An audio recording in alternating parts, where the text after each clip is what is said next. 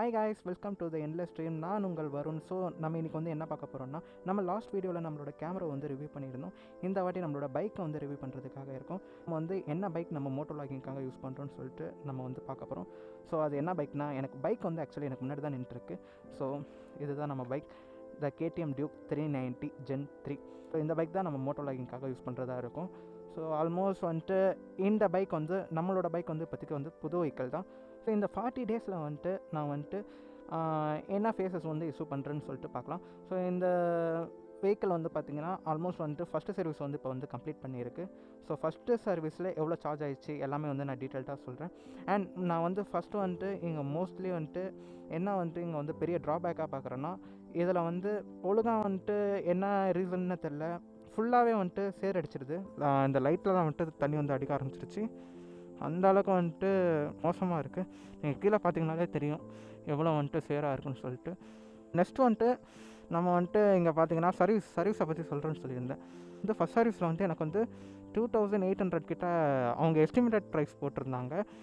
எஸ்டிமேட்டடை தாண்டி எனக்கு வந்துட்டு எவ்வளோ ப்ரைஸ் வந்துச்சுன்னா லைக் 2500 சம்திங் ஏதோ வந்துச்சு. என்னெல்லாம் சேஞ்ச் பண்ணாங்கன்னா ஃபஸ்ட் சர்வீஸில் எனக்கு, so engine oil, coolant oil top up பண்ணாங்க.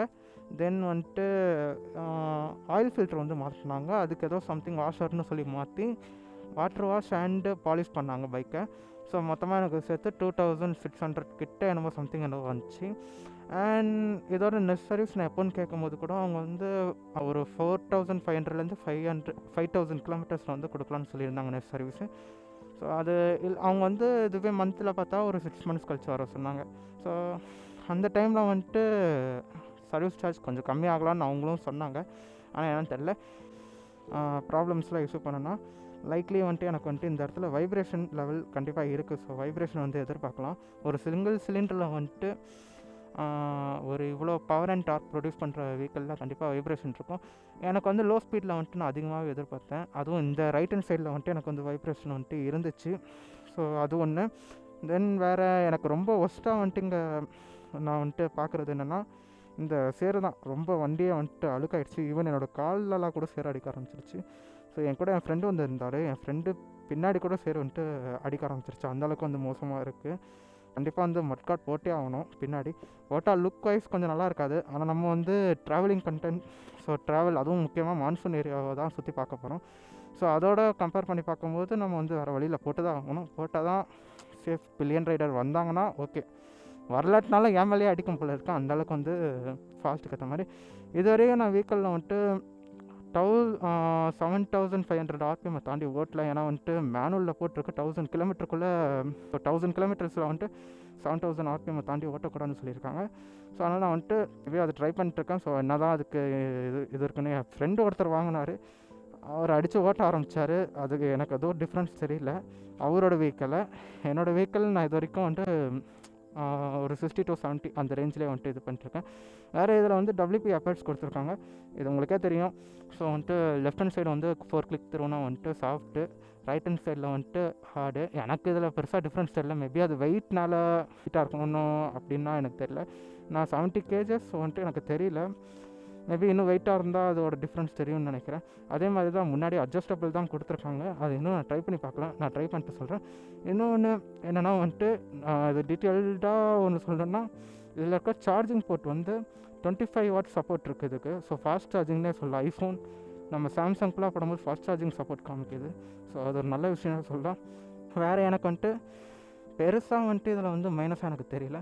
ஸோ பைக்கோட வியூ வந்துட்டு ரொம்பவே நல்லா இருக்குது. வேறு ஒரு அக்ரெசிவ் லுக்கில் வந்து அவங்க கொடுத்துருக்காங்க. அண்டு வேறு எனக்கு மேஜர் ட்ராபேக்காக தெரிகிறது அந்த மட் அடிக்கிறது தான் வந்துட்டு எனக்கு வந்துட்டு மேஜராக வந்து ட்ராபேக்காக இந்த பைக்கில் தெரிஞ்சிட்ருக்கு. வேறு அவ்வளோதான் காய்ஸ். ஸோ வந்து நம்ம வந்து பைக் வந்து இப்போ ஓட்டி பார்க்கலாம். ஓட்டி பார்த்து எக்ஸாஸ்ட் நோட் வந்துட்டு உங்களுக்கு வந்து காட்டுறேன். அதுக்கு முன்னாடி எக்ஸாஸ்ட் நோட் வந்து எப்படி இருக்குன்னு பாருங்கள். ஸோ கண்டிப்பாக எக்ஸாஸ்ட் நோட் வந்துட்டு கேட்கலாம். ஸோ உங்களுக்கு கேட்கும்னு நினைக்கிறேன் எக்ஸாஸ்ட் நோட்டு.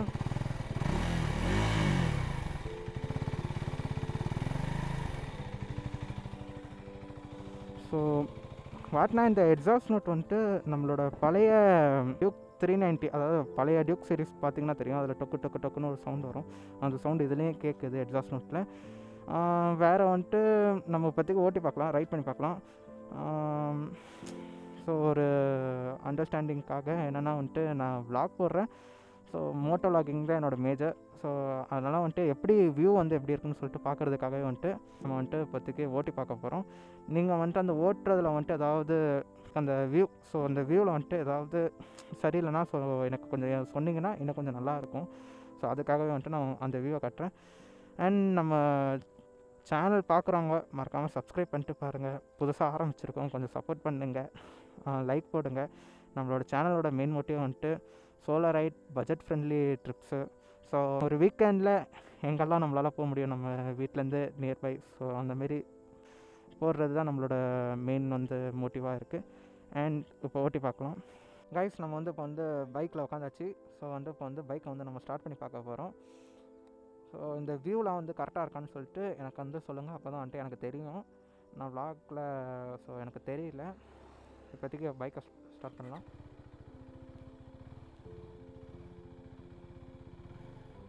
ஸோ நம்ம பைக்கில் பார்த்திங்கன்னா வந்துட்டு நம்ம போயிட்டே பேசலாம். ஃபஸ்ட்டு கியர் போட்டு மூவ் பண்ணலாம்.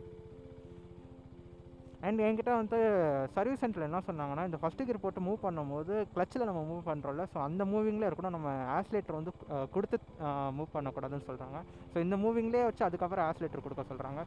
ஸோ இப்படி பண்ணுறதுனால கொஞ்சம் கிளச் பிளேட் வந்து கொஞ்சம் லைஃப் வரும்னு வந்துட்டு அவங்க சொல்கிறாங்க. எனக்கு அது அவங்க சொல்கிறாங்க. ஸோ அதனால் வந்து நானும் செய்கிறேன். அந்த மாதிரி தான் இருக்குது. அண்ட் வந்து நம்மளோட பைக்கில் பார்த்திங்கன்னா வந்துட்டு மொத்தம் 3 மோட் கொடுத்துருக்காங்க. So track, street, rain. So இப்போ வந்து நம்ம பைக் வந்து ரெயின் மோடில் இருக்குது. ரெயின் மோடில் எனக்கு வந்து இதோட பவர் டெலிவரி கண்டிப்பாக வந்து தெளிவாக தெரியுது.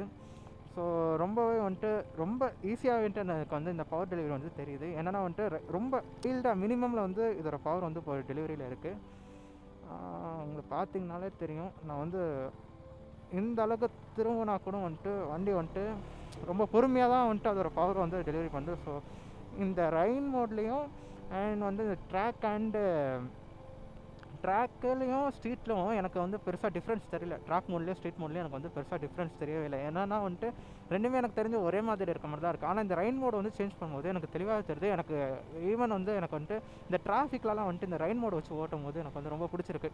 ஏன்னா வந்துட்டு வண்டி வந்து ரொம்ப வேகமாக வந்துட்டு புஷ் பண்ண மாட்டேங்குது. ரொம்ப ஸ்லோவாக அழகாக ஜென்டலாக மூவ் ஆகிட்டுருக்கு. ஆனால் இந்த ட்ராக் மோட்லேயே இல்லை வந்துட்டு ஸ்ட்ரீட் மோடில் வைக்கும்போது எனக்கு வந்து ஏதோ கொஞ்சம் கஷ்டமாக இருக்குது. பட்டுன்னு வந்து வண்டி ஏறுறது வந்துட்டு எனக்கு வந்துட்டு கொஞ்சம் அதுதான் வந்துட்டு இந்த வண்டியோட சிறப்பே. So power. ஆனால் எனக்கு வந்துட்டு அது கொஞ்சம் கஷ்டமாக இருக்குது. அண்ட் இது எனக்கு வந்து ரொம்ப ஈஸியாகவே இருக்குது. உங்களுக்கு வியூ வந்து எப்படி தெரியுதுன்னு தெரில. அண்ட் நான் பேசுகிறதும் வந்து எப்படி இருக்குன்னு எனக்கு தெரில. ஐ திங்க் நல்லா தான் இருக்கும்னு நினைக்கிறேன். ஸோ நானே வீட்டில் போய்ட்டு எடிட் பண்ணும்போது தான் பார்க்கணும் எப்படி இருக்குன்னு சொல்லிட்டு. மற்றபடி இப்போதைக்கு நம்ம வண்டியோட லைட்டாக கொஞ்சம் ரஷ் பண்ணி பார்க்கலாம். வண்டியோட எக்ஸாஸ்ட் தெரியும்.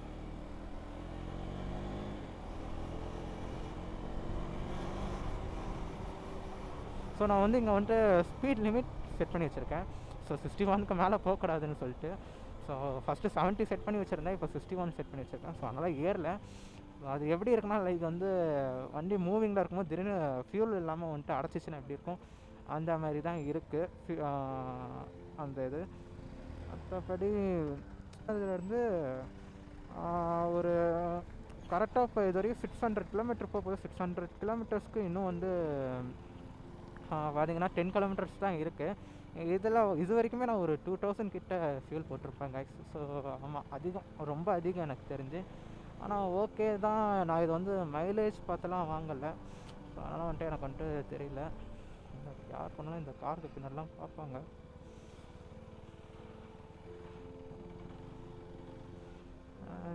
வேறு என்ன சொல்கிறது. ஸோ நம்ம வந்துட்டு சேனல் வந்து புதுசாக ஆரம்பிச்சிருக்கோம். ஸோ பார்க்குறவங்களாம் மறக்காமல் வந்து ஒரு சப்ஸ்கிரைப் பண்ணிவிட்டு பாருங்கள்.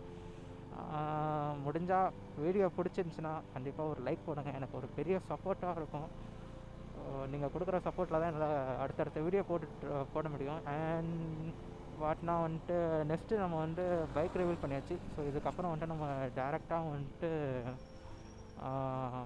ஸோ ட்ராவல் பண்ணுறது தான். ஸோ நெக்ஸ்ட்டு வந்துட்டு எங்கே ஃபஸ்ட்டு சின்ன சின்னதாக ஆரம்பித்து அதுக்கப்புறம் பெருசாக போகலான்னு ஒரு ஐடியாவில் இருக்கேன் சொல்லப்போனால். ஸோ சோலோ ரைட் தான் ட்ரை பண்ணலான்னு இருக்கேன். ஃபஸ்ட் டைம் எடுத்தோடனே சோலோ போகிறது எனக்கு எப்படி இருக்குன்னு தெரில. அண்ட் நான் சின்ன சின்னதாக போயிருக்கேன். ஸோ அதை வச்சு அந்த சின்ன சின்ன அனுபவத்தை வச்சு நான் ட்ரை பண்ணலான்னு இருக்கேன். பார்க்கலாம் எப்படி இருக்குன்னு சொல்லிட்டு.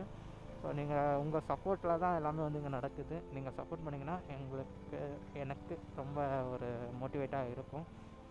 வேறு இதுக்கப்புறம் ஸோ வண்டியோட டாப் ஸ்பீடில் நான் இது வரைக்கும் செக் பண்ணல. அதெல்லாம் ஒரு 1000 கிலோமீட்டர் கழித்து செக் பண்ணலான்னு ஒரு ஐடியாவில் இருக்கேன். வேறு எனக்கு தெரிஞ்சு இந்த ரேடியேட்டர் ஃபேன் வந்துட்டு ஒரு 50க்கு கீழே நீங்கள் போனீங்கன்னா உங்களுக்கு நிமிஷத்துக்கு நிமிஷம் ஓடிக்கிட்டே இருக்கும். ஆனால் 50 ப்ளஸ் போகும்போது ஓகேவாக இருக்கும். உங்களுக்கு வேறு இந்த பைக்கில் எனக்கு தெரிஞ்சு மீது எல்லாமே பாசிட்டிவ்னு பார்த்தா நிறையா இருக்குது. நெகட்டிவும் சின்ன சின்னதாக இருக்குது தான். ஸோ கண்டிப்பாக இல்லாமலாம் இருக்காது.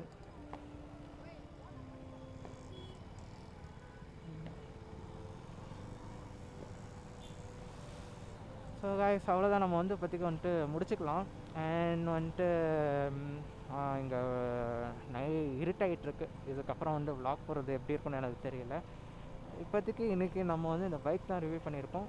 ஸோ நம்ம மோட்டோ வ்ளாகிங்க்கு இந்த பைக் தான் வந்து யூஸ் பண்ணணும்னு சொல்லியிருக்கோம். ஸோ பாருங்கள், மறக்காமல் சப்ஸ்கிரைப் பண்ணிட்டு பாருங்கள். பார்க்குறவங்க புதுசாக பார்க்குறவங்க, நான் வந்து பார்த்தேன் அந்த யூடியூப் ஸ்டூடியோவில். ஸோ நிறையா பேர் வந்து பார்க்குறவங்க 50க்கு 50% வந்து சப்ஸ்கிரைப் பண்ணாமல் தான் பார்க்குறீங்க. ஸோ எனக்கு ஒரு சப்ஸ்கிரைப் பண்ணிங்கன்னா எனக்கு ஒரு சப்போர்ட்டாக இருக்கும். ஸோ சப்ஸ்கிரைப் பண்ணிட்டு பாருங்கள். And stay tune. So bye guys.